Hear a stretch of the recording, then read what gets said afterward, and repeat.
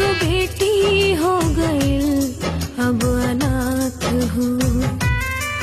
जे आपन रहे छूटल ओकर साथ हो।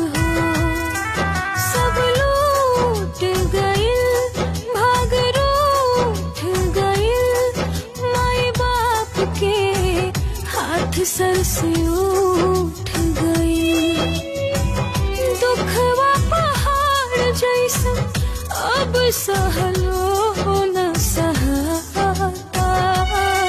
माई बाप से टूटल